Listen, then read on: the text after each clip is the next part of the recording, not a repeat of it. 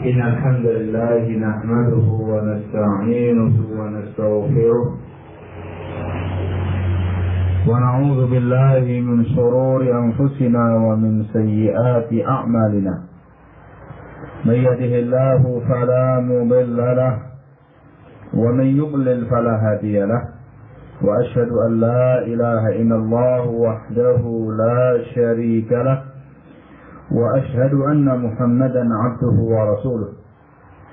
يا أيها الذين آمنوا اتقوا الله حق تقاته ولا تموتن إلا وأنتم مسلمون. يا أيها الناس اتقوا ربكم الذي خلقكم من نفس واحدة وخلق منها زوجها وبث منهما رجالا كثيرا ونساء، واتقوا الله الذي تساءلون به والأرحام إن الله كان عليكم رقيبا. يا أيها الذين آمنوا اتقوا الله وقولوا قولا سديدا يصلح لكم أعمالكم ويغفر لكم ذنوبكم، ومن يطع الله ورسوله فقد فاز فوزا عظيما. أما بعد، فإن أصدق الحديث كتاب الله، وخير الهدي هدي محمد صلى الله عليه وعلى آله وسلم، وشر الأمور محدثاتها، فإن كل محدثة بدعة وكل بدعة ضلالة وكل ضلالة في النار. أيها الناس، khairan azakumullah. Kita teruskan pembahasan kita membahas kitab Usulun fit Tafsir, kaidah-kaidah di dalam memahami tafsir Al-Quran. Kita sudah selesai membahas masalah nuzul Quran, juga telah membahas tentang awwalu ma nazala minal Quran, yang kali pertama turun dari ayat Al-Quran. Itu yang terakhir. Ringkasnya, yang kali pertama turun secara mutlak ialah 5 ayat pertama surat Iqra. Baru setelah itu turun yang berikutnya 5 ayat yang pertama surat Al-Muddatsir. Yang pertama turun sebagai tanda beliau sebagai nabi, yang kedua turun sebagai tanda beliau sebagai rasul. Sekarang kita masuk pada masalah yang berikutnya, poin yang ketiga tentang asbabun nuzul. Qala al-muallif rahimahullahu ta'ala, nuzulul Qur'ani ibtidaiyun wa sababiyun. Turunnya Quran ada yang ibtidai, turun tanpa sebab, itu ibtidai. Wa sababi, ada pula yang turun karena sebuah sebab.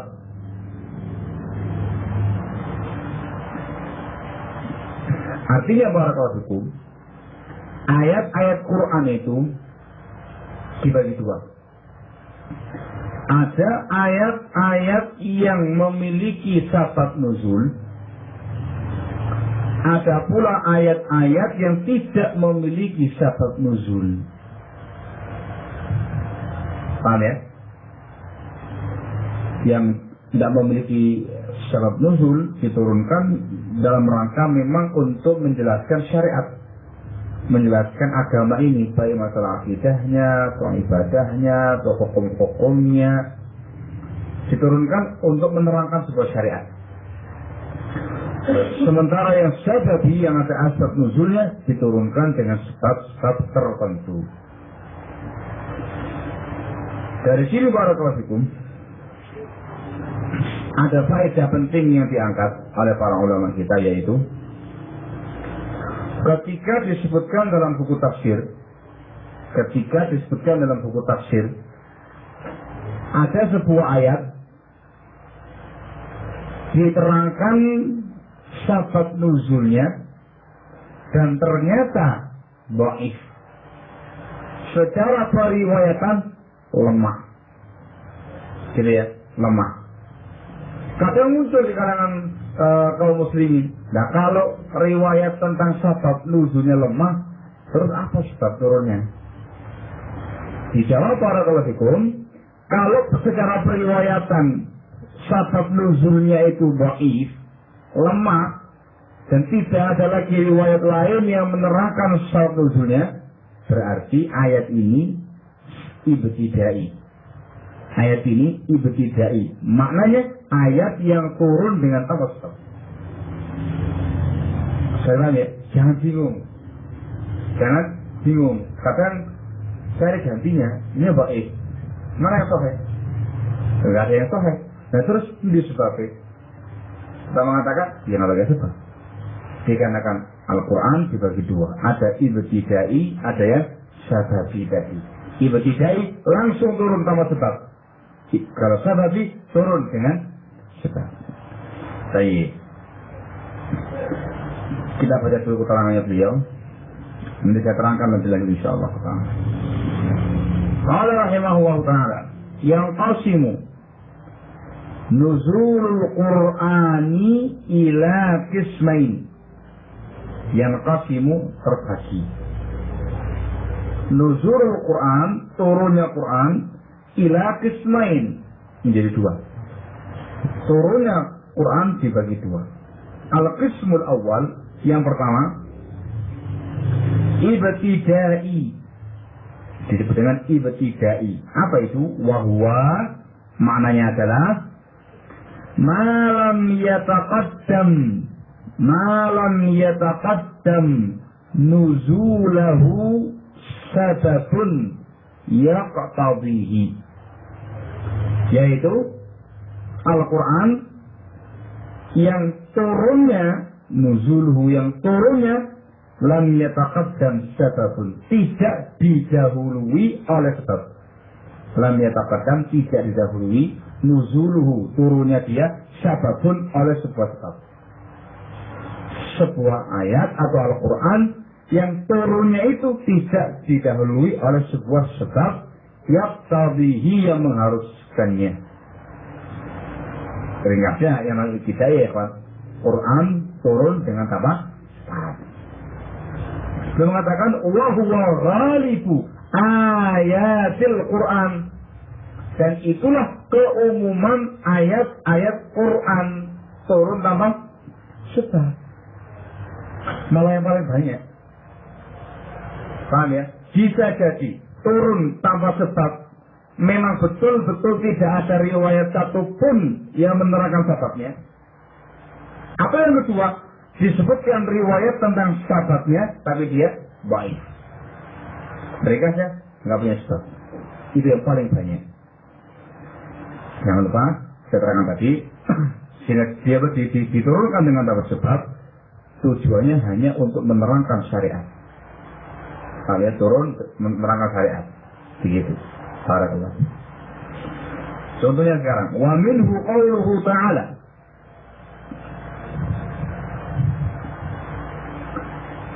dan termasuk dalam bab ini, dalam bagian ini, firman Allah Subhanahu wa ta'ala yang disebutkan di At-Taubah ayat yang ke-75. Allah mengatakan dalam firman-Nya, wa minhum man 'ahadallaha lain atana min fadlihi lanasaddaqanna wa lanakunanna minas salihin. Atau apa itu yang artinya wa minhum man 'ahadallah, di antara mereka ada yang berjanji dengan nama Allah. Janjinya apa? Lain atana min fadlihi, kalau Allah memberi kami anugerah kelebihan harta, lanasaddaqanna, sungguh-sungguh kami akan bersedekah, walanakunanna minas salihin, dan sungguh kami termasuk orang yang saleh. Ini sekarang contoh ayat. Ayat ini kata beliau, fa innaha nazalat, sesungguhnya ayat ini turun ibtidaan, secara ibtidai, tanpa sebab, fi bayani hali ba'dil munafiqin, untuk menjelaskan keadaan sebagian orang munafik. Ini yang sahih. Turun secara ibtidai dengan tanpa sebab menerangkan keadaan kaum munafik.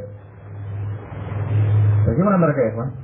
Di antara ciri-ciri munafik, ketika diminta sedekah tidak mau. Ada lagi ketika diminta sedekah banyak janji. Nanti. Di antara bentuk janjinya, sumpah dia, wallahi, demi Allah aku janji kalau ada kelebihan harta sedekah. Begitu datang, tidak mau sedekah. Itu munafik. Ini terkait dengan At-Taubah 75. Yang benar turun dengan tanpa sebab. Turun untuk menerangkan keadaan sebagian munafik. Belum mengatakan seperti itu kata mu'allif. Wa amma mashtahara, adapun yang masyhur. Ini masyhur dalam buku tafsir, masyhur di kalangan kaum muslimin. Min annaha nazalat fi Sa'labah bin Hatib. Adapun yang masyhur, ayat di atas turun tentang kisahnya Sa'labah bin Hatib. Fi qissatin tawilah, pada kisah yang sangat panjang. Zakaraha katsirun minal mufassirin, yang disebutkan oleh kebanyakan ahli tafsir. Wa rawwajaha, dan disebarluaskan. Katsirun minal wu'ab, oleh kebanyakan para wu'ab, para penceramah. Fadha'ifun, itu dhaif, lemah riwayatnya. La sihhata lahu, tidak sahih sama sekali. Nah, itu dhaif. Di antara yang membaifkannya Al-Baihaqi dalam Syu'abul Iman. Juga Ibnu Hajar Al-Asqalani dalam Fathul Bari. Juga dibaifkan oleh Syekh Muqbil bin Hadi rahimahullah dalam kitab beliau As-Sahihul Musnad min Asbabun Nuzul. Ini disepakati kebaikannya. Antum tahu kisah ini? Tahu? Ini kisah sangat masyhur di kalangan para mubalik ketika menerangkan bab sedekah dan ketika menerangkan bab zakat. Kisahnya Sa'labah bin Hatib radhiyallahu anhu. Padahal dia kisah yang dhaifah. Kisahnya itu, Sa'labah bin Hatib ini di zamannya Rasul SAW, awal kehidupannya terbilang orang yang miskin. Ya. Ingin untuk punya harta dan ingin bisa bersedekah. Dikasih kemudahan oleh Allah. Punya apa? Punya kambing.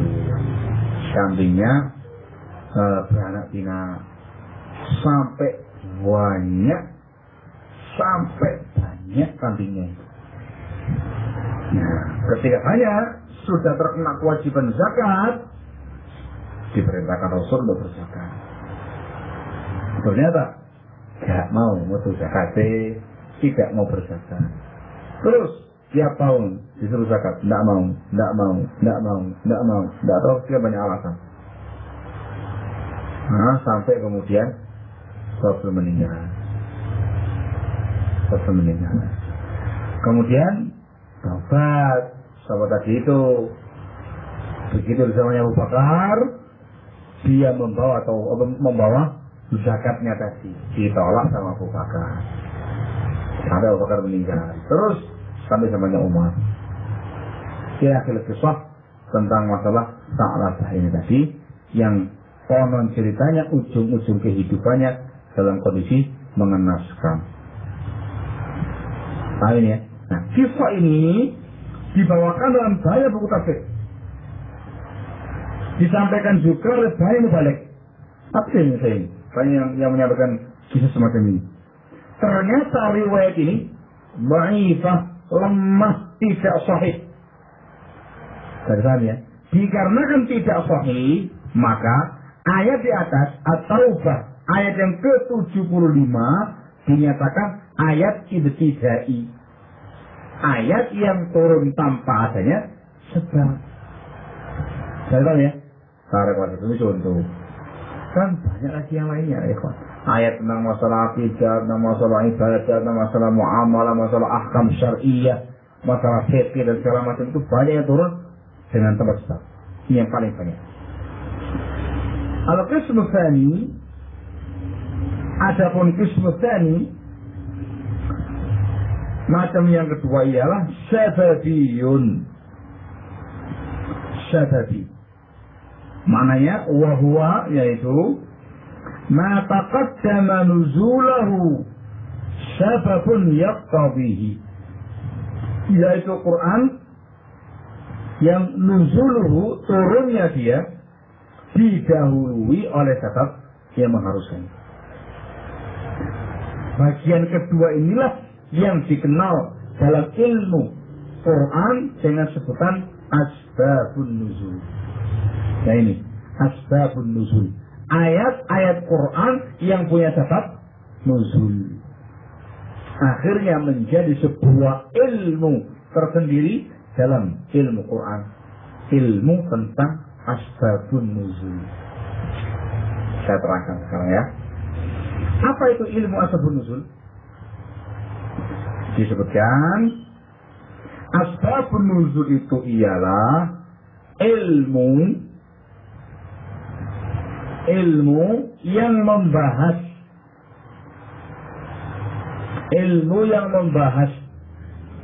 tentang sebab turunnya ayat, ilmu yang membahas tentang sebab turunnya ayat atau sebab turunnya surat, waktu turunnya, tempat turunnya, dan yang semisal itu. Itu namanya asbabun nuzul. Ilmu yang membahas tentang sebab turunnya ayat, sebab turunnya surat, waktu turunnya kapan, tempatnya di mana, tentang siapa, tentang apa. Itu namanya asbabun nuzul. Paham ini? Maka itu namanya sababi. Nah, ilmu ini termasuk daripada ilmu tafsir, ilmu usul tafsir. Bahkan dikatakan oleh para ulama asbabun nuzul itu termasuk ilmu terpenting di dalam memahami tafsir. Kenapa? Kira-kira kenapa? Dikatakan terpenting untuk memahami tafsir. Dikarenakan asbabun nuzul itulah yang akan membongkar makna ayat tersebut. Akan dijelaskan sebab turunnya itu apa, tentang siapa, turunnya di mana, kapan turunnya, sehingga memperjelas makna ayat, memperjelas tafsir ayat tersebut. Sehingga dikatakan ilmu kaidah tafsir yang terpenting asbabun nuzul. Kemudian berikut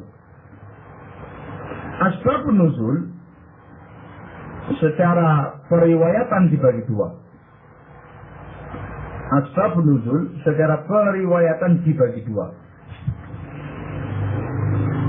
Yang pertama, sebab nuzul yang sahih. Sebab nuzul yang sahih. Inilah yang dikatakan sebagai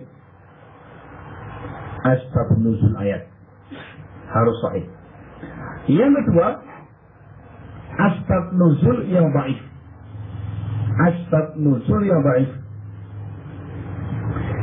Yang dhaif ini tidak dianggap. Paham ya? Tidak dianggap. Asbab nuzul yang dhaif tidak dianggap. Karena tidak dianggap, maka ayatnya dikatakan ibtidai, turun tanpa sebab. Baik. Faedah yang lain, ada beberapa cara untuk mengetahui asbabun nuzul.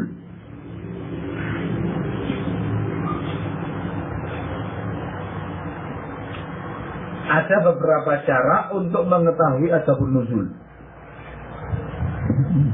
Ini ilmu tafsir benar ya Pak. Cara yang pertama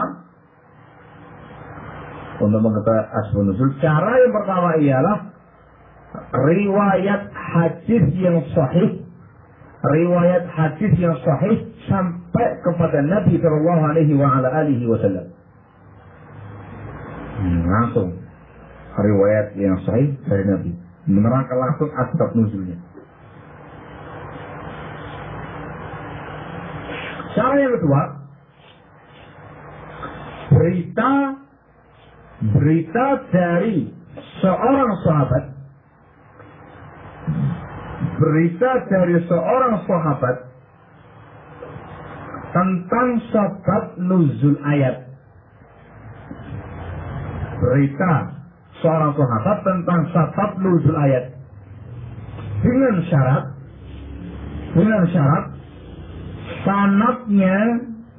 sanad hadisnya atau riwayatnya, sanadnya sahih sampai sahabat tersebut. Yang kedua ini, yang kedua ini barakallahu ada seorang sahabi, misal Ibnu Abbas atau Ibnu Umar atau Abu Hurairah atau Aisyah, menerangkan, memberitakan ayat ini turun demikian, sebab turunnya ayat ini demikian. Atau menyebutkan sebuah kejadian, dia mengatakan turun ayat ini setelah itu. Siapa yang menyampaikan khabar? Para sahabat. Paham ya? Kalau ada para sahabat yang memberitakan tentang asbab nuzul ayat, diterima dengan syarat sanadnya sahih sampai sahabat tersebut. Paham ini? Kalau baik dikatakan sebab nuzul yang baik. Paham ya? Harus sahih. Mungkin ini cara ketiga.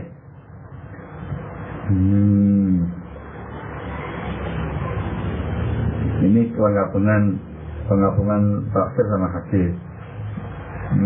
Gimana lagi? Cara yang ketiga,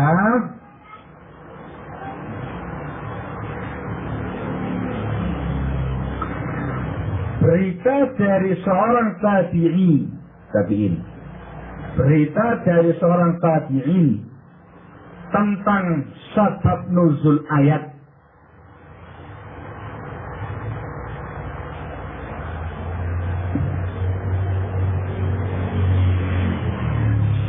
Berita seorang tabi'in tentang sebab nuzul ayat dengan persyaratan satu.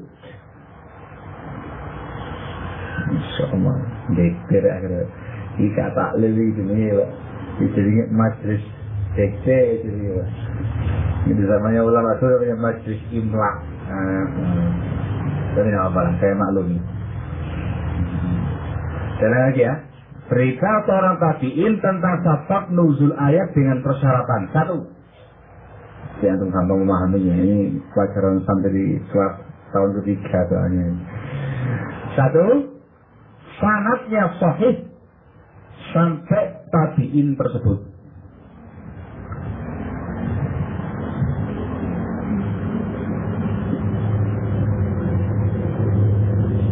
Kedua,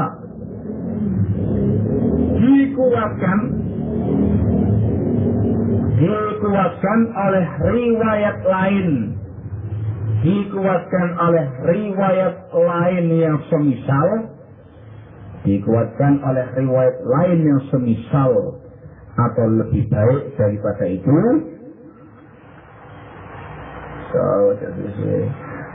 Dikuatkan oleh riwayat yang lain yang semisal atau lebih baik daripada itu dengan ketentuan berbeda sumbernya. Ini saya terangkan sama antum ini. Yakin tidak paham antum ini. Tak bikin bahasa yang sedemikian mudah. Saya terangkan yang ketiga ini. Kalau yang ketiga ini, kalau yang kedua tadi kan seorang sahabat yang memberitakan asbab nuzul. Nah sekarang ini yang memberitakan sebab nuzul seorang tabi'in. Saya mau tanya sama antum, seorang tabi'in itu apakah pernah menyaksikan turunnya ayat? Tidak pernah ya? Yakin? Yakin itu? Kenapa? Karena masanya sudah bukan zamannya Rasul. Ini secara ilmu hadis namanya mursal. Ada yang terputus sanadnya. Ada yang terputus sanadnya. Karena tadi tidak langsung menyaksikan turunnya ayat. Oleh karena itulah diterima dengan kita menyebutkan syarat tadi. Kalau sahabat tadi kan cuma sahih sampai sahabat tadi. Ini tidak, tambah lagi. Yang pertama sanadnya sahih sampai tabi'in tadi. Yang kedua harus ada penguat. Kalau dia seorang diri, ya kok terputus sanadnya. Harus dikuatkan dengan semisal. Kalau semisal, yakni ada tabi'in yang lain, tabi'in yang lain yang juga menerangkan sebab nuzul ayat tersebut. Semisal Pak. Atau lebih baik daripada itu. Kalau lebih baik berarti ada sahabat yang menjelaskan sebab nuzul ayat, atau riwayat langsung dari Rasul SAW yang menerangkan sebab nuzul ayat. Jadi penguatnya itu poin kedua atau poin yang pertama tadi. Jadi cara kedua atau cara pertama itu yang dikatakan lebih baik. Dengan ketentuan, dengan ketentuan beda sumbernya. Iya, beda sumbernya Pak.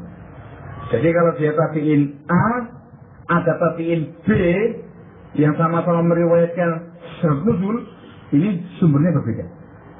Kalau satu sumber, ya dihitung satu. Kalau ya, itu penguat yang lainnya lagi. Begitu pula ketika ada tabi'in yang menyebutkan syarat nuzul ayat, ada sahabat yang menerangkan asbab nuzul ayat, harus beda sumbernya. Kalau satu sumber, bodoh lain. Itu dalam bahasa ilmu hadis disebut ikhtilaful makhraj. Ilmu sekolah namanya ikhtilaful makhraj, beda sumber hadisnya. Harus beda. Nah, dalam ilmu hadis kalau ada mursal tabi'in tadi, ada mursal tabi'in yang lain yang beda sumber, sama-sama sahih sampai ke tabi'in tersebut, itu digabungkan jadi satu menjadi hasan li ghairihi. Maksudnya paham ya? Namanya hasan hadis, hasan karena penguat yang lain. Artinya bisa dipakai sebagai dalil. Nah, paham ini ya? Ini cara ketiga. Dan Pak kasih faedah para keluarga. Cara ketiga inilah yang paling banyak dalam bab asbabun nuzul tafsir atau ayat. Ini yang paling banyak cara ketiga ini. Ini apa sampai? Sudah disebutkan oleh Ibnu Taimiyah, Syekh Ibnu Taimiyah rahimahullah dalam buku Muqaddamah Ushul Tafsir. Yang paling banyak tentang asbab nuzul, tafsir ayat dan segala macam itu tabi'in tadi yang menyampaikan, yang meriwayatkannya. Paham ya? Perhatikan baik-baik persyaratan tadi. Kalau antum pahami betul-betul pertama tadi, antum akan bisa memahami tafsir ayat atau sebab nuzul ayat menggunakan cara ketiga ini. Sehingga semakin banyak ayat-ayat yang memiliki asbab. Apa ya? Barakallahu fikum. Ini 3 cara untuk mengetahui sebab nuzul ayat. Sampai di sini saya teruskan. Pak. Saya teruskan. Nyantol kan sini Pak? Nyantol. Ya harus pelan-pelan jangan kata-kata ini kelas tahun ketiga santri tahun ketiga di Al-Bayyinah.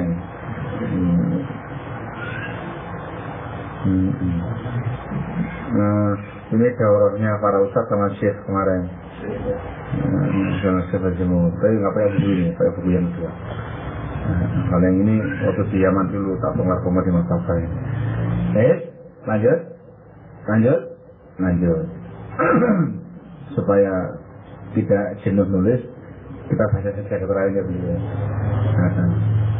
Sekarang Al-Mu'allif rahimahullah dalam bukunya ini menerangkan tentang apa saja sebab itu. Sebab turun itu apa saja. Diterangkan dalam buku ini. Saya potong, setelah itu saya tambah lagi keterangan yang lain. Coba ya. Juga imla terus saya Pak. Baik. Qala rahimahullah taala.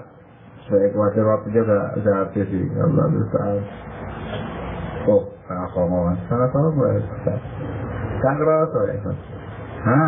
Belum ada sini. Wasababu dan sebab turun ayat itu beragam kata beliau. Yang pertama, imma su'alun. Imma itu bisa jadi su'alun, ada pertanyaan, soal. Yujibullahu anhu, yang Allah jawab. Sebabnya. Jadi sebab pertama, adanya pertanyaan yang Allah jawab dengan turunnya ayat. Jadi pertanyaannya kepada siapa ditujukan? Kepada Rasul, tak mungkin kepada Allah. Ditujukan kepada Rasul. Yang jawab turunnya ayat sebagai wahyu. Contoh Al-Baqarah ayat yang ke-189. Yas'alunaka 'anil ahillah. Qul hiya mawaqitu lin-nasi wal hajj. Sampai akhir ayat. Yang artinya yas'alunaka, mereka bertanya kepada engkau wahai Rasul, 'anil ahillah, tentang masalah hilal. Qul, jawablah. Ini yang ngasih jawaban Allah. Ini ayat turun ketika ada pertanyaan tentang masalah ahillah, masalah hilal. Qul, jawablah. Hiya mawaqitu lin-nasi wal hajj. Itu sebagai waktu bagi manusia dan waktu haji. Hilal itu munculnya bulan. Paham ya? Munculnya bulan itu untuk perhitungan waktu. Ketika muncul tanggal 1 itu dihitung 2, 3 terus gitu. Juga fungsinya untuk mengetahui waktu-waktu haji. Barakallahu fikum. Faedah ayat ini fungsi hilal 2 untuk mengetahui waktu, untuk mengetahui haji. Faedah yang kedua, ayat ini menunjukkan kepada kita waktu itu harus menggunakan perhitungan bulan, bukan matahari. Bahasanya kita menggunakan kalender hijriyah, bukan matahari. Insyaallah.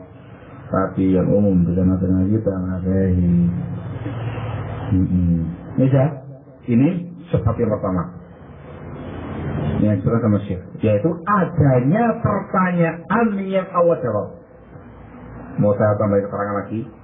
Apa langsung poin kedua? Saya terangkan lagi. Tulisan ini. Pertanyaan ini ada 3 model. Di pertanyaan yang diajukan kepada Rasul yang Allah jawab dengan turunnya ayat meliputi 3 perkara.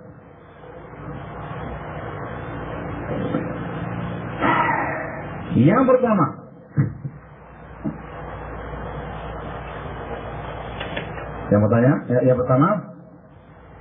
pertanyaan tentang perkara-perkara yang telah lampau. Pertanyaan tentang perkara-perkara yang telah lampau.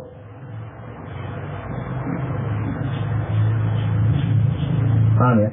Jadi ada umat atau muslimin tanya Rasul tentang masa lalu.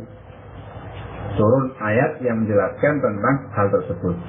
Seperti Allah mengatakan dalam firman-Nya di Al-Kahfi ayat yang ke-83, wa yas'alunaka 'anil qarnain.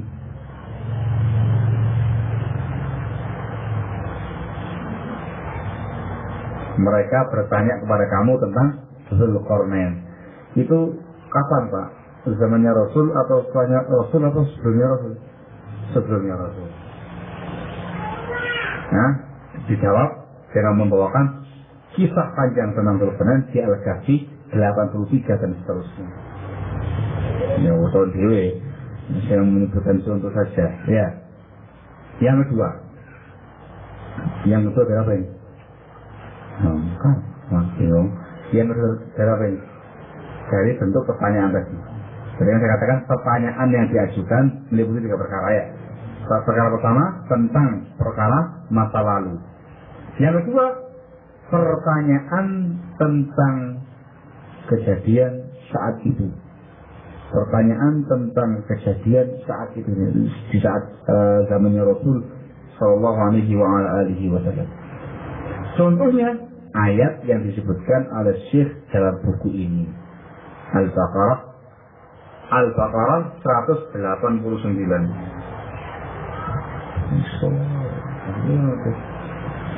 Baik.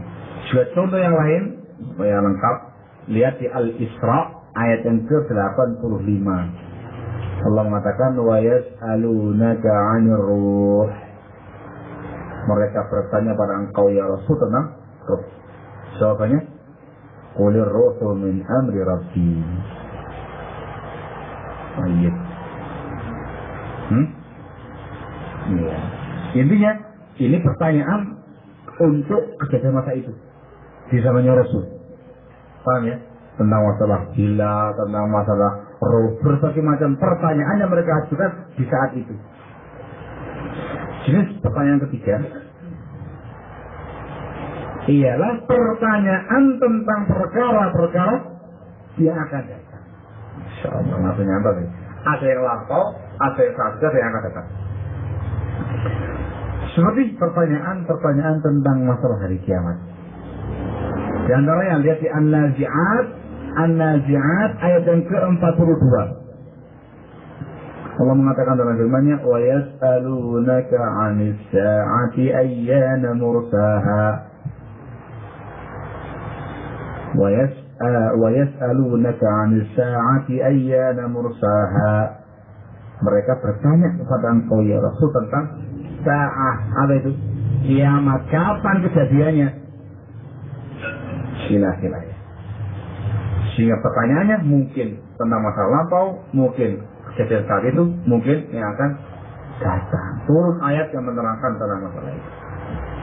Ini sebab yang pertama. Lanjutkan keterangannya Mu'allif. Ini model sebab yang kedua. Kata beliau, au hadisatun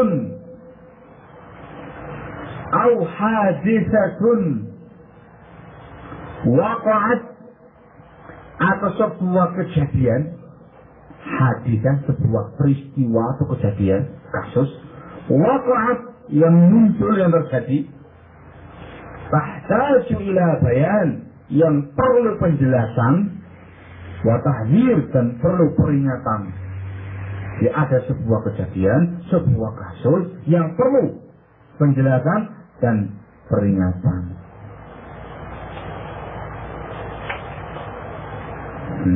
Turun ayat dengan sebab peristiwa itu. Contohnya kata beliau, misal contohnya di At-Taubah ayat yang ke-65 dan setelahnya. Allah mengatakan wala in sa'altahum la yaqulunna innama kunna nakhudu wa nal'ab. Apabila engkau bertanya kepada mereka tentang ucapan mereka itu, mereka sungguh mengatakan sesungguhnya kami mengucapkan, sesungguhnya kami hanya bergurau dan bermain-main saja. Kemudian turun ayat yang setelahnya menerangkan tentang hukuman mereka. Qul abillahi wa ayatihi wa rasulihi kuntum tastahzi'un la ta'taziru qad kafartum ba'da imanikum. Katakan wahai Nabi, apakah dengan Allah, dengan ayat-ayatnya, dengan Rasulnya kamu memperolok-olok? Jangan banyak alasan, kamu telah kafir setelah Islamnya kalian. Kata beliau menerangkan tentang saya, terus lagi bacaannya. Al-ayatain, dua ayat kata beliau, At-Taubah 65, 66 al-ayatain, 2 ayat. Kata beliau, nazalata fi rajulin minal munafiqin. Turun tentang seseorang laki-laki dari kalangan munafik. Qala fi ghazwati Tabuk, dia mengucapkan pada saat perang Tabuk, fi majlisin, dalam sebuah majlis. Apa ucapan dia? Disebutkan di sini, ma ra'aina, kami tidak pernah melihat misla qurra'ina haula, yang semisal ahli qiraah kami itu. Yang dimaukan itu Rasul dan para sahabat. Kami tidak pernah melihat ahli qiraah kami yang kayak mereka itu. Arghabu butuna, yang lebih senang dengan perut. Artinya apa? Banyak makan. Wala akzafu al-sinan atau al-sunan, yang lebih dusta ucapannya. Wala ajbanu 'inda liqa, dan paling penakut ketika ketemu musuh. Yani Rasulullah sallallahu alaihi wasallam wa ashabahu, yang dia maksud dengan qurra tadi Rasul dan para sahabat. Dia mengatakan kami tidak pernah melihat ahli qiraah seperti mereka itu. Senangnya mangan, jadi senang makan, ucapannya dusta, kalau ketemu musuh penakut. Bayangkan, yang digitukan siapa? Rasul dan para sahabat. Karena di sini, fabalagha dzalika Rasulullah sallallahu alaihi wasallam. Berita itu pun sampai kepada Rasul sallallahu alaihi wasallam, wa nazala al-Qur'an, maka turunlah Quran yang menerangkan peristiwa tadi. Faja'a ar-rajulu, maka laki-laki tadi yang mengucapkan kata-kata di atas pun datang. Ya'taziru ila Nabi sallallahu alaihi wasallam, dia meminta maaf kepada Nabi sallallahu alaihi wasallam. Sayujibuhu, maka Rasul pun menjawab dengan membaca ayat, Abillahi wa ayatihi wa rasulihi kuntum tastahzi'un la ta'taziru qad kafartum ba'da imanikum. Minta maaf. Apakah dengan Allah, dengan ayatnya, dengan Rasulnya kamu berolok-olok? Jangan banyak alasan, kamu telah kafir setelah iman kalian. Dihukumi kafir. Ringkasnya, ayat ini At-Taubah 65-66 itu turun menjelaskan sebuah peristiwa, sebuah kejadian yang perlu dijelaskan dan diperingatkan pelakunya. Apa peristiwanya? Peristiwanya ketika perang Tabuk. Perang Tabuk itu melawan siapa?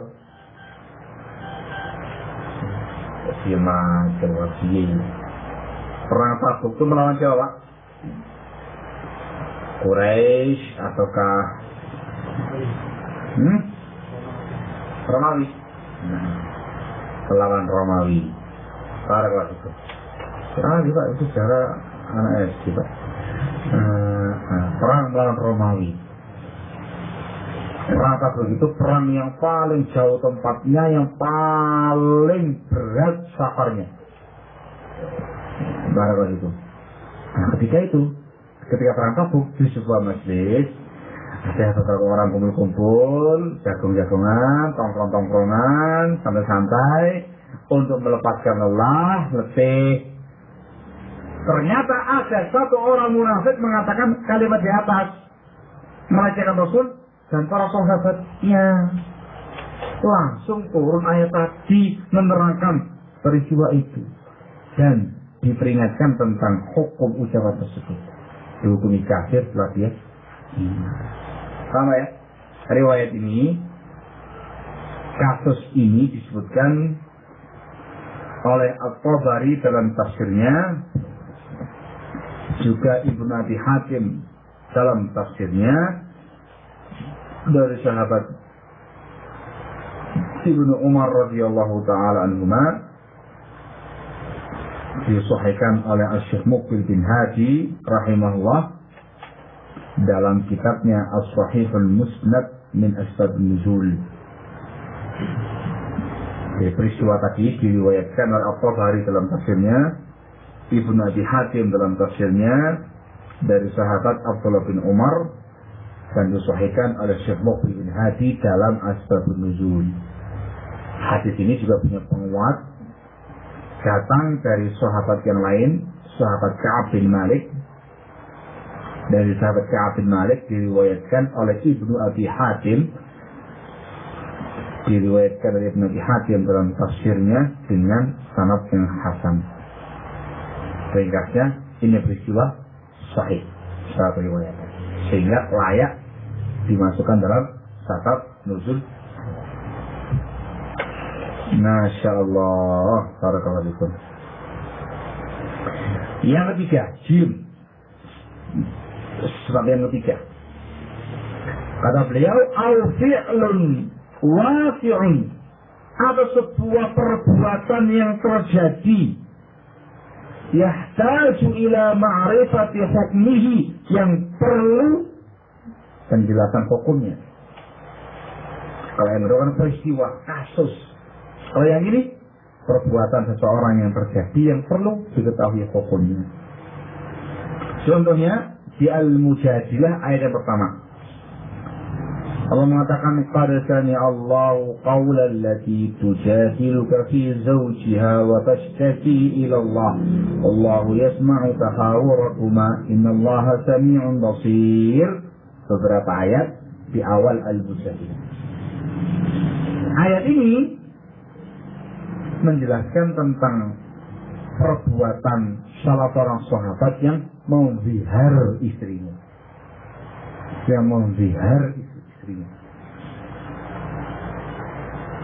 Bagaimana ayat ini?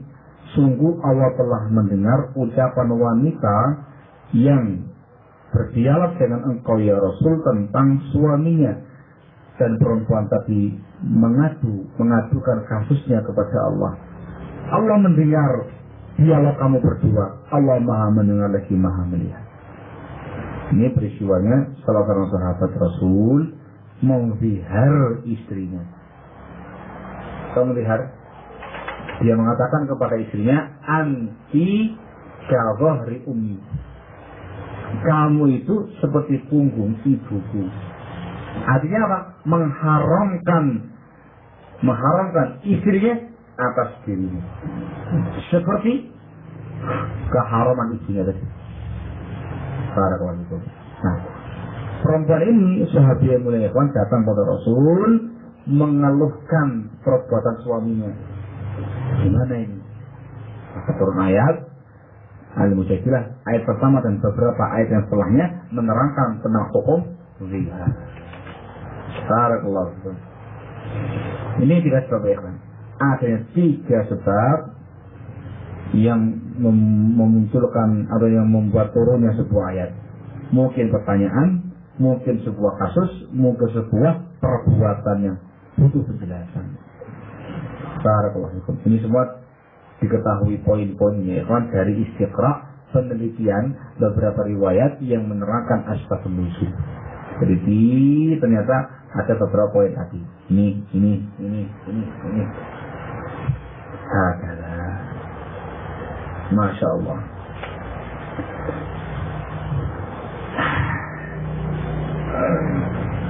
Berapa poinnya? Yang ini lah, yang sama lah.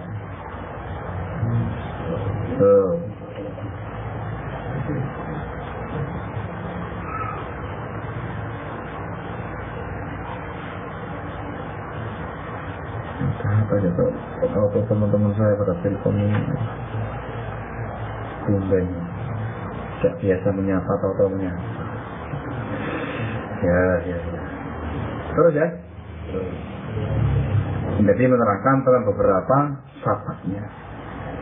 Sebelum saya teruskan tentang masalah faedah mengetahui asbabun nuzul, saya terangkan dulu bagaimanakah syarat nuzul, supaya jenengan tahu kalau membaca riwayat ini termasuk sebab atau bukan. Ini harusnya pakai pori, Pak. Iya, Pak.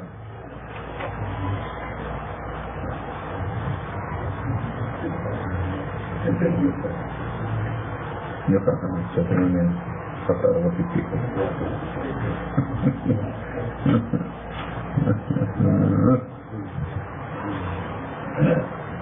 Baik, tahu sehat ya? Tahu sehat? Kalau sangat gila, biasa orang tua-tua yang ngerti lagi ini sehat itu. Sehat itu ya bentuk lafaz Arab yang termasuk syarat nuzul. Maksud, iya. Ini betul-betul nak boleh ya. Kenapa boleh Pak? Hah? Tahunya. Kalau sehat ya harus tulis lafaznya Pak. Saya tidak apa-apa. Baik, tulisan sebagai faedah ini sekarang. Sehat sabab nuzul. Sehat itu setelah kata.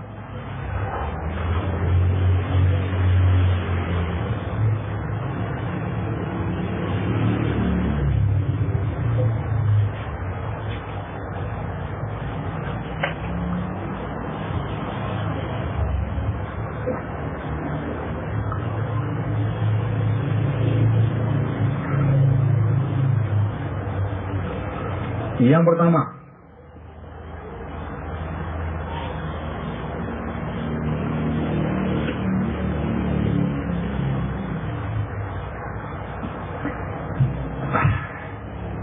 saya harus membahasakan kepada yang saya paham. Yang pertama, syaratnya sangat jelas menerangkan sabab nuzul. Disebut dalam bahasa Arabnya siratun sharihah fis sabab. Syarat yang jelas itu sabab nuzul. Pengertian jelas tidak memiliki kemungkinan yang lain. Pasti sabab nuzul. Bentuk syaratnya bentuk syaratnya Pak,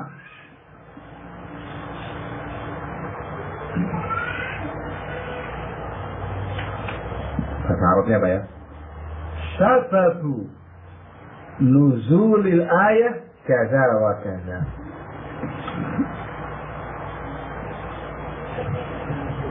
Ini terjemahannya Pak, saya kutip, sebab turunnya ayat ini adalah demikian dan demikian. Itu lafalnya lafaz yang tegas atau ada kemungkinan? Enggak. Kan sebab turunnya ayat ini adalah demikian dan demikian. Itu jelas. Kalau teman dapat sebuah riwayat hadis dengan sebab lafaz yang semacam itu, kalau kita mengatakan ini asbab nuzul. Namanya siratun sharihah. Yang kedua,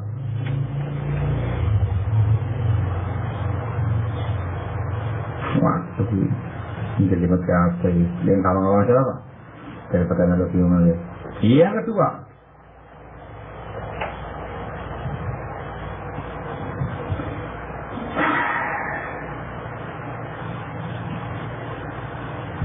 ucapan seorang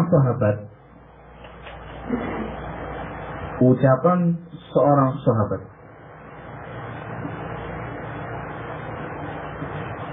Titik dua. Bahasa Arabnya apa ya? Nazalat hadhil ayatu fi kaza wa kaza. Artinya, tanda kutip, fi kaza wa kaza. Artinya, ayat ini turun tentang demikian dan demikian. Itu sebabnya. Ayat ini turun tentang demikian dan demikian. Saya mau tanya sama antum. Kalau ada seorang sahabi mengatakan dengan bahasa seperti ini, itu menunjukkan jelas sebagai asbab nuzul ataukah ada kemungkinan yang lain? Hah? Apa yang lainnya itu? Antum bisa bedakan dengan yang pertama tadi? Kalau yang pertama tadi kan jelas. Yang pertama kan jelas. Sebab turunnya ayat ini adalah begini. Itu jelas asal nuzul. Yang kedua ini, dia mengatakan ayat ini turun tentang demikian. Ada kemudian yang lain? Apa kira-kira?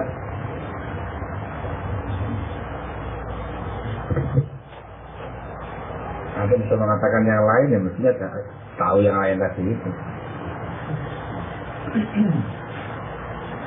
Hah? Apa? Bisa apa? Berapa apa Pak? Cerita. Masa ayat cerita apa ya? Gak mungkin ayat cerita terus yang harus diceritakan. Iya ini.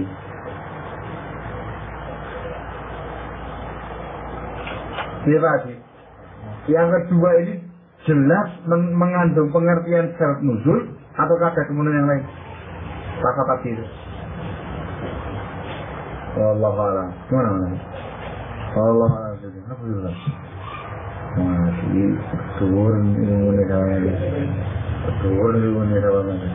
Dia macam. Dia macam. Hah? Belum tahu sama sekali. Masya Allah. Turun ilmu ni. Dia Ahmad. Hah? Wallahu a'lam. Ya. Masya Allah. Lalu mencermati dong. Ketika ada seorang sahabi mengatakan ayat ini turun tentang begini.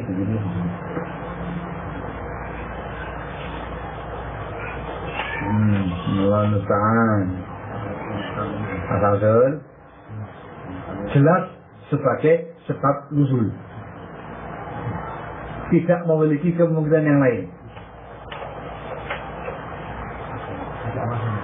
Apa alasannya Pak?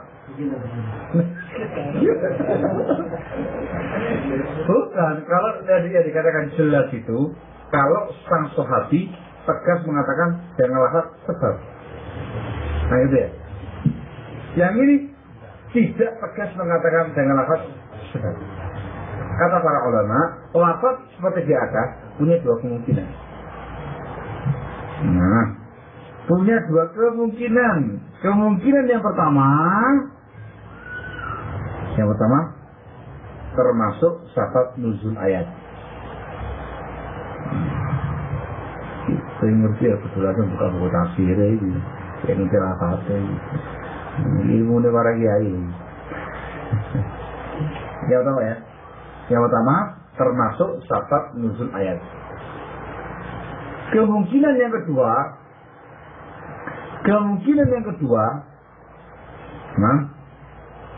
tafsir, termasuk tafsir sahabat tentang ayat tersebut. Jadi semata-mata tafsir tidak sedang menjelaskan sebab nuzul ayat. Kalian ini? Hah? Loh, kalau sebab nuzul ayat itu riwayat yang marfu namanya, riwayat yang termasuk hadis. Kalau semata-mata tafsir ijtihad pribadi sahabat. Sama ya? Seperti ini. Turun ini. Sama ya? Jadi kemungkinan yang pertama itu termasuk sebab nuzul ayat. Kalau dikatakan sebagai sebab nuzul ayat itu termasuk hadis. Riwayat hadis. Kemungkinan yang kedua itu semata-mata tafsir sahabat tadi. Jadi sahabat tadi menafsirkan ayat ini untuk kasus ini. Sama ya? Jadi mengatakan ayat ini turun tentang ini sebagai bentuk tafsirnya beliau. Ketika ada sebuah kejadian, sebuah peristiwa di zamannya sahabat, paham ya? Sahabat tadi berargumentasi dengan ayat ini untuk menafsirkan kasus. Menurut? Nah, itu langsung ini kaidah namanya. Ini namanya usul, dasar kaidah ilmu tafsir.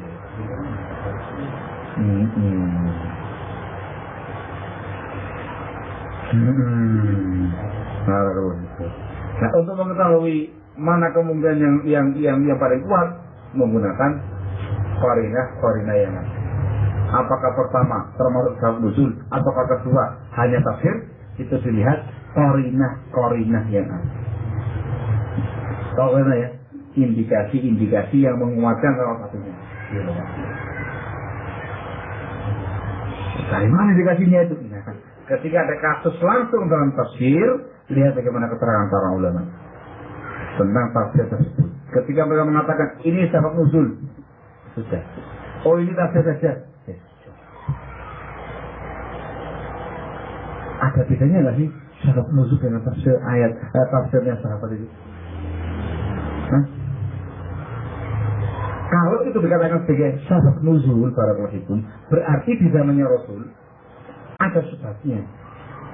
Ada peristiwa di zamannya Rasul yang membuat turunnya ayat ini. Paham ya? Tahu ya? Tinggal nanti dikiaskan sekian banyak kasus yang serupa dengan itu. Kalau semata-mata tafsirnya sahabat, pribadi sahabat ini yang menafsirkan ayat tersebut untuk sebuah peristiwa baru yang muncul di zaman beliau. Paham ya? Mungkin ya? Artinya apa? Di zamannya Rasul nggak ada sebabnya. Gitu loh. Ini katakan sedikit tafsir sahabat. Salah kan ini. Oke, ini gitu. Ada sebuah kejadian. Sahabat tadi sama itu menghukumi hal tersebut dengan ayat ini. Ini tafsirnya sahabi. Kalau secara ilmu hadis, kalau dikatakan sebagai sabab nuzul, itu hadis marfu, dimasukkan dalam hadis. Kalau saya mengatakan tafsir sahabi, namanya mauquf, asar sahabat saja, tidak dimasukkan hadis. Mana kita hadis? Pada sahabat ya. Alhamdulillah. Nampaknya sekarang saya khawatir tak terus lagi gak usah menurut ini ada beberapa film yang lainnya saya salah. Yang penting intinya Dewan ada lafaz yang jelas tegas itu merupakan sabab. Ada lafaz yang nggak jelas. Namanya ada dua kemungkinan. Mungkin sebab nuzul, mungkin sebagai tafsir. Untuk mengetahui salah satunya dengan indikasi lain yang menguatkan salah satunya. Di antara caranya dengan merujuk kepada keterangan masing-masing keterangan para ulama tentang masing-masing ayat yang sedang dibahas.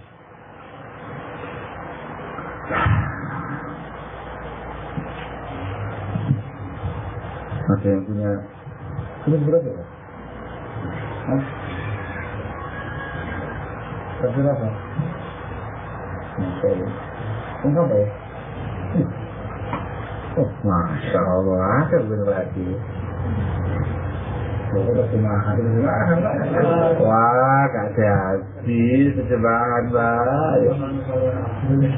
Cita rasa ilmu tafsirnya gak kelihatan. Harus buku aslinya, riwayatnya langsung. Bagaimanakah sahabat tadi itu mengungkapkan bahasanya?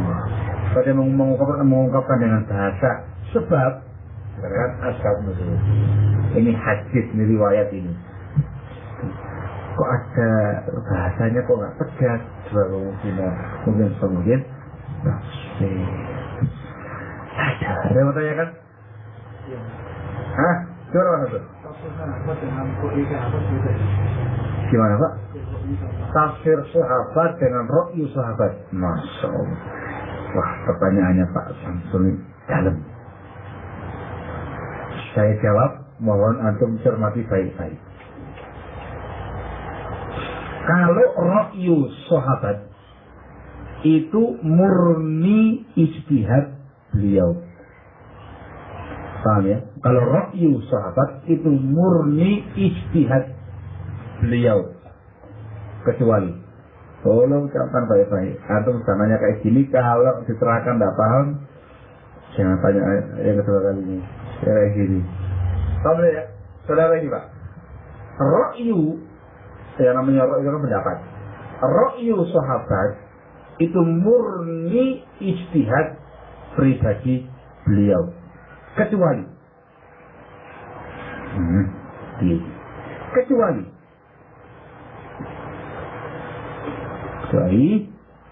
pada perkara-perkara yang tidak mungkin, kecuali pada perkara-perkara yang tidak mungkin diperbolehkan adanya ra'yu di situ. Harus dicermati bahasa ini. Kecuali pada perkara-perkara yang tidak mungkin boleh saya bilang bolehnya ra'yu di situ, diperbolehkan gitu. Bahasa Arabnya la majala lirra'yi fihi. Itu istilahnya para ulama. Jadi pembahasan masalah-masalah yang tidak boleh ada ra'yu di situ. Seperti perkara gaib, umur ghaibiyah, perkara-perkara gaib. Sama ya? Atau perkara yang kedua, peristiwa akhir zaman. Atau ini tak kasih bikin banyak contoh saya mengerti ini. Perkara-perkara dikatakan tidak mungkin ada ra'yu padanya. Perkara gaib, perkara peristiwa akhir zaman. Ada yang ketiga, sahabat tersebut memberitakan adanya pahala khusus. Sahabat tersebut memberitakan adanya pahala khusus untuk sebuah amalan khusus.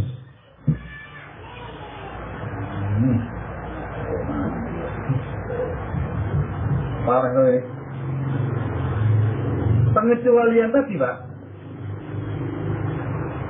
itu menunjukkan bukan ijtihad pribadi sahabat.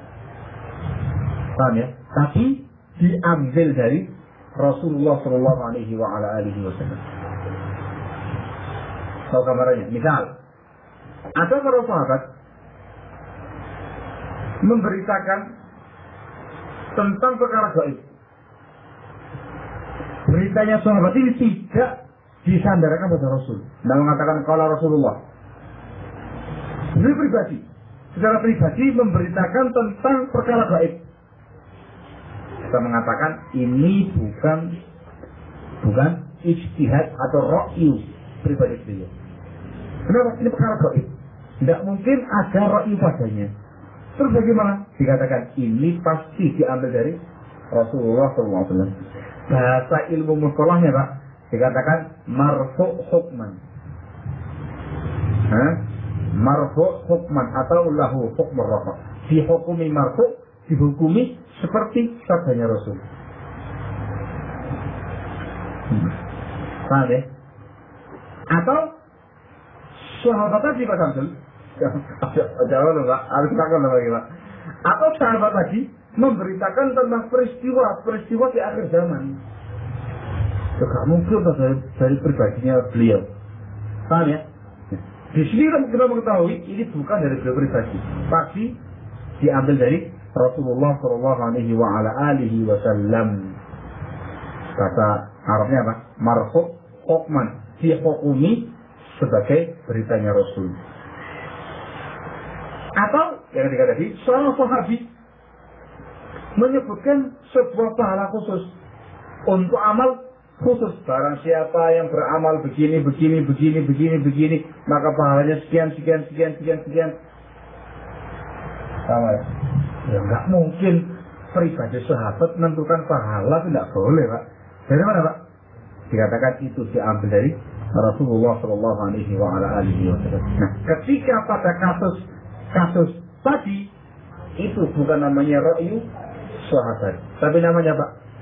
Namanya tafsir, namanya marfu' hukman. Marfu' hukman, dihukumi sebagai sabda Rasul atau beritanya Rasul. Tahu satu? Satu terus. Sama ya. Ini baru ro'iyah sahabat. Sekarang tafsir sahabat.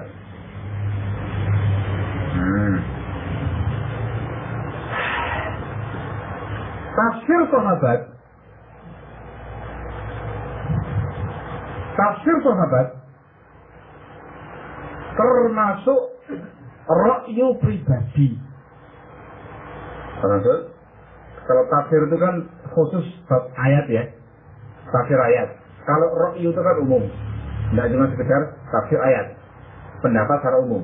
Yang ini terkait dengan tafsir ayat.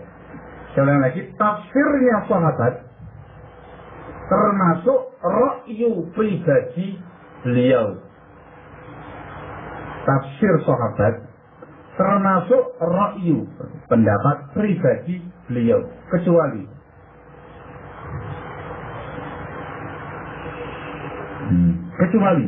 yang pertama pada asbabun nuzul. Sekarang ini pada asbabun nuzul,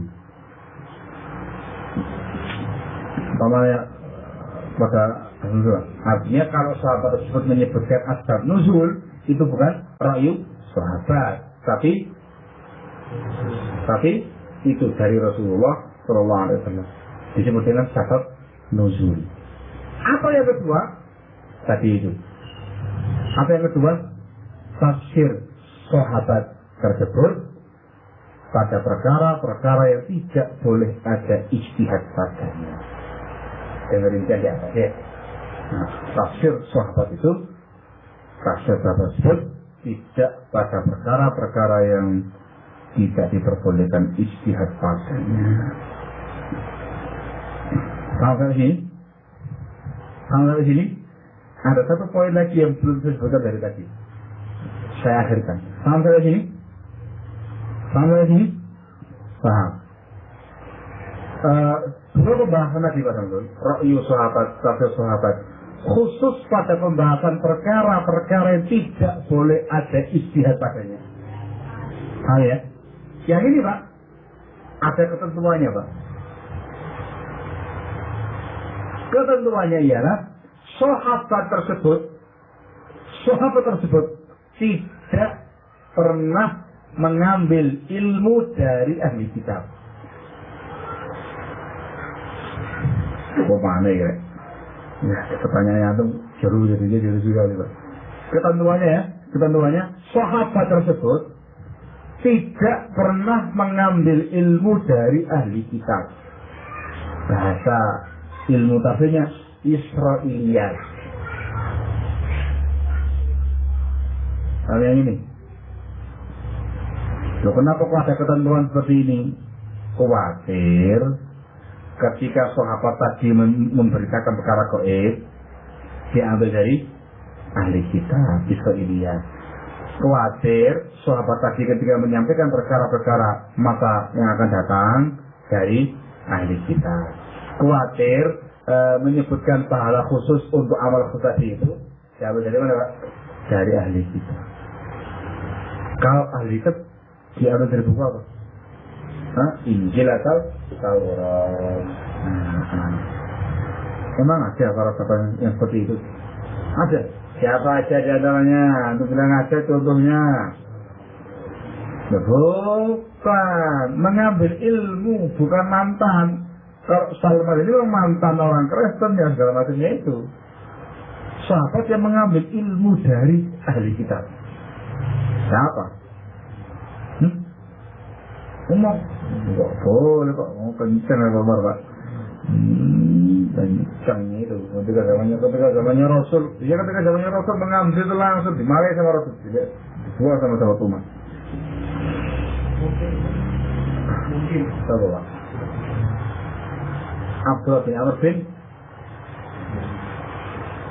loh, atau dari siapa nih? Dari sebelah kanannya atau sebelah kirinya? Nah iya, kalau dari pribadi itu pasti tahu sebelahnya. Abdullah bin Amr bin As.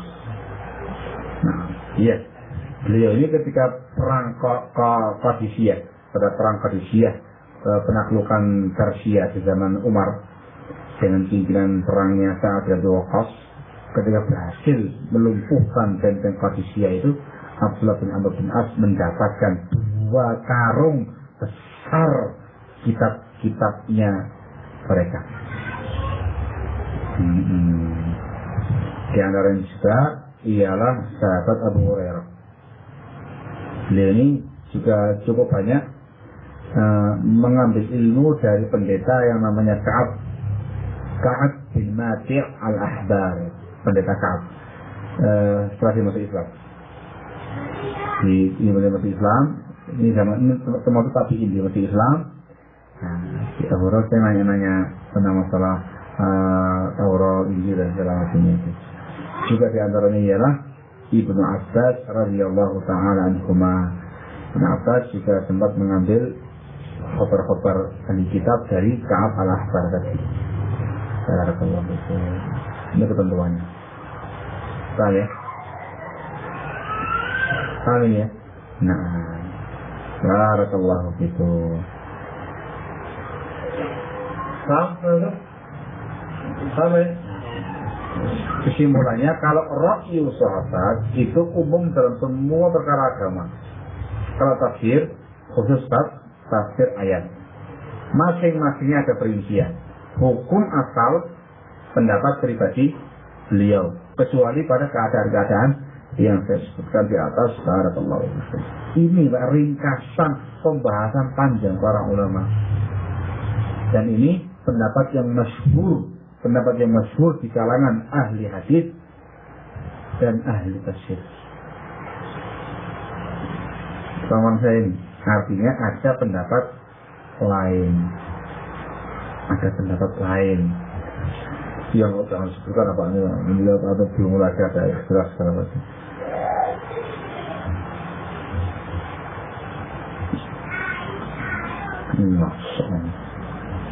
Jadi berarti yang aja lagi. Ini yang melihat jangan sama kunjung. Nah kan, jangan sama tuh sama ini. Lo kan itu lo kan, agar masalah. Ini bakal belum semua dibahas tentang nuzul ini. Kalau sebabnya jangan lu antum ini ya. Ada juga ya kan? Saya kira cukup dulu, jangan dipaksakan dia antum tambah pusing lagi. Kalau sini pertanyaannya.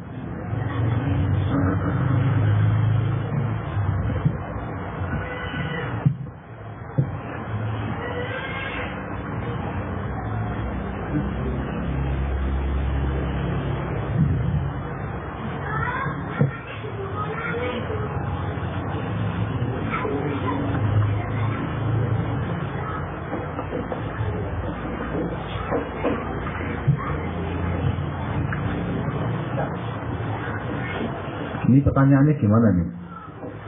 Diriwayatkan sahabat Jabir bin Abdullah, hadis Tirmidzi dalam Syarah Hisnul Muslim, sebelum tidur Rasulullah SAW membaca surat As-Sajdah dan Al-Mulk.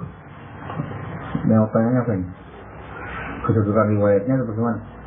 Kalau secara kedudukan riwayatnya, sahihah. Ini termasuk yang disahihkan oleh para ulama. Sehingga ada sunnah, nggak wajib ya, sunnah membaca As-Sajdah dan Al-Mulk. Barakallahu fikum. Tapi ini nggak dimasukkan dalam asbab nuzulnya ayat. Bukan, tadi yang menjelaskan tentang keutamaan membaca As-Sajdah dan Al-Mulk sebelum tidur. Iya, ya, yang ada riwayatnya ini. Dan sunnah, tak wajib. Iya, itu mana? Jangan dipahami surat ini turun ketika sebelum tidur. Enggak. Saya ini menjelaskan tentang masalah keutamaan dua surat tersebut. Masya Allah. Ini pertanyaannya nih, nyindir. Jawaban tadi. Jawab. Hah? Ini dari gimana? Lu apa ya? Ada yang tanya nih. Ada ikhwan. Saya cuma baca pertanyaannya ya. Dari itu jangan nyalakan saya ya. Ada ikhwan yang dulu pernah ngaji, tapi sekarang sedang malas hadir dalam masjid taklim. Bagaimana caranya mengajak dia bersemangat ngaji lagi? Masya Allah. Lah itu dia. Semangat ngaji itu tumbuhnya dari dalam hati masing-masing. Tapi asbabnya itu ya banyak. Yang dibahas sekarang itu bagaimana apa sebab yang membuat orang malas taklim. Yang disebutkan oleh para ulama ada buku khusus disebut dengan Awaiqut Thalab. Nama kitabnya itu Awaiqut Thalab. Penghalang orang untuk belajar ilmu agama. Itu tak buku khusus gini bukunya. Oke dibayar. Nah, di antaranya itu ialah yang pertama sibuk dengan urusan dunia. Ada dunia, lari ilmunya. Ada ilmu, dunianya nggak bakal lari. Kalau itu sibuk dengan dunia. Itu yang membuat orang malas untuk taklim. Yang kedua, kepikir utang, kata para ulama. Dikarenakan ada tanggungan hutang, sehingga dia terpikir untuk kemudian segera membebaskan utang tersebut dengan mati-matian untuk bekerja dalam rangka untuk menutupi utang tersebut. Utang ya, ini jangan banyak utang. Kalau ada apa-apa mending ta'awun saja, jangan utang. Kemudian yang terpenting lagi pada hukum ialah kemaksiatan. Al-ma'asi, kemaksiatan itu memadamkan cahaya semangat thalabul ilmi. Yang keempat ialah gengsi, sombong atau gengsi untuk datang ke sebuah tempat taklim. Ada asar dari Mujahid, salah seorang tabi'in, dia mengatakan la yatlubul ilma mustahyin wala mustakbir. Tidak akan bisa mencari ilmu seseorang yang malu taklim, atau orang yang sombong, takabur, gengsi, taklim. Barakallahu fikum. Naam. Atau sebab yang kelima, orang yang malas ngaji sudah terkena syubhat. Paham sudah? Pikirannya sudah terkotori oleh sebuah syubhat, sebuah pemahaman yang menyimpang, yang membuat dia lari dari teman-temannya. Ujungnya enggak lari. Itu namanya syubhat. Kalau diwarnai oleh ilmu yang syar'i, oleh sunnah yang benar, tambah semangat talinya. Kalau diwarnai oleh ilmu yang nggak beres, pemahaman yang menyimpang, ujung-ujungnya apa? Nggak mau talim. 5 poin, nggak usah banyak-banyak. Selebihnya ada kitab ditulis oleh Syekh Abdul Salam Barges. Syekh Abdul Salam Barges nama masalah ini. Namanya Awaiqut Thalab, penghalang orang dalam mencari ilmu agama. Ya, intinya ya diupayakan jangan sampai ilmu itu bukan semata-mata wawasan atau teori. Ilmu itu sangat dibutuhkan untuk amaliyah kita sehari-hari, ibadah kita sehari-hari, akhlak kita sehari-hari, akidah kita sehari-hari, semua tindak tanduk kita sehari-hari. Tanpa ilmu tidak mungkin lurus tindakan kita. Barakallahu fikum.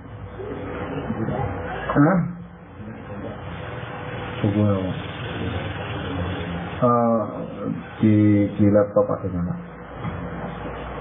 Saya nggak punya buku kayak gini, langsung enggak. Tadi saya katakan begini, melihat orang yang bawa pergi. Saya lihat dikasih file sama teman-teman, itu langsung panjang. Ini aja punya. Punya deh. Enggak bawa. Hah? Oh nggak bawa. Oh nggak punya. Nah,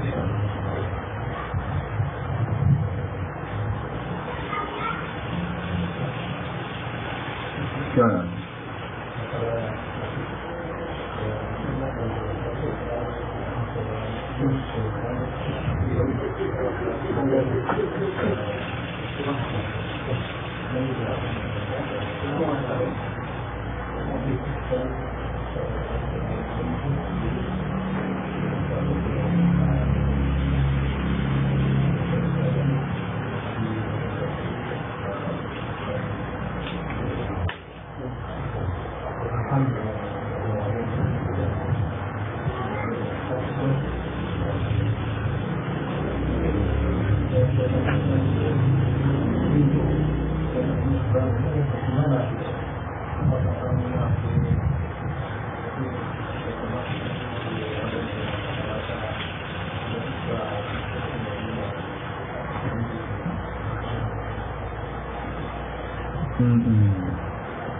Tanya-tanya sini.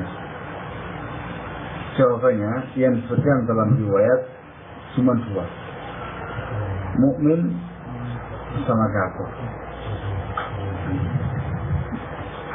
Dan yang namanya mukmin dengan lafaz al-mukmin itu yang bagus imannya,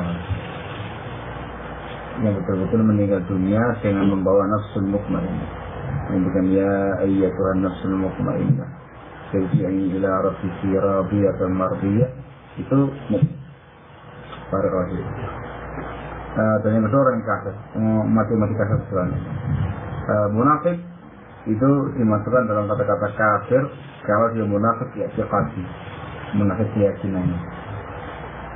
Yang menjadi masalah sekarang tadi itu bagaimana kalau dengan seorang muslim yang imannya seperti itu, muslim yang maksiat, muslim yang mati dengan dosa-dosa segala macam itu.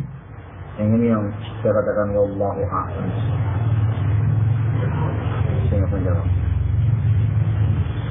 Rasanya hanya menyebutkan mukmin dan kafir, mukmin dan kafir. Wallahu a'lam. Nggak tahu saya kalau yang tipe ketiga yang campuran ini. Wallahu a'lam.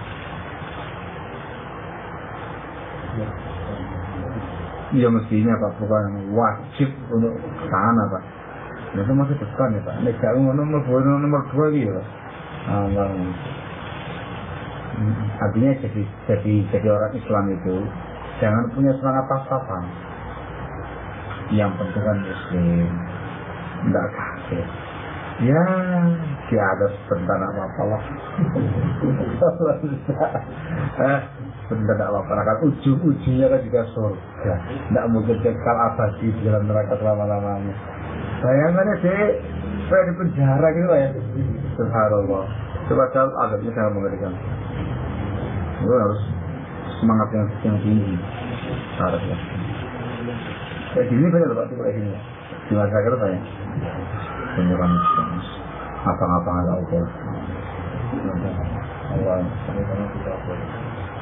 Oh gitu ya. Sebenarnya seperti lagi ya. Dia dikatakan salah paham mereka dalam memahami sesuatu.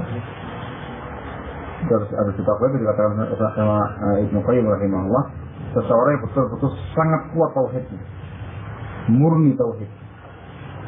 Nah sembarangan itu. Cuman ya namanya banyaknya syahwat, hawa nafsunya itu nggak kuat. Satu lagi. Tapi imannya bersih, tauhidnya bagus, mantap sih. Makanya dikatakan di tokohnya itu ditulis dengan kata-kata la ilaha illallah, tanda kemurnian tauhidnya. Barakallah itu. Nah ini guys, tauhid itu abangan, ibadah itu abangan, kabeh abangan, kepingin dapat di tokoh. Allahumma musta'an. La haula wala quwwata illa billah. Cukup ya, yang malam ya. Sementara sekian dulu. InsyaAllah nanti teruskan pada pertemuan berikutnya masih pembahasan tentang asbabun nuzul. Wallahu a'lam bishawab. Subhanaka wa bihamdik asyhadu an la ilaha illa anta astaghfiruka wa atubu ilaika. Hafizakumullah.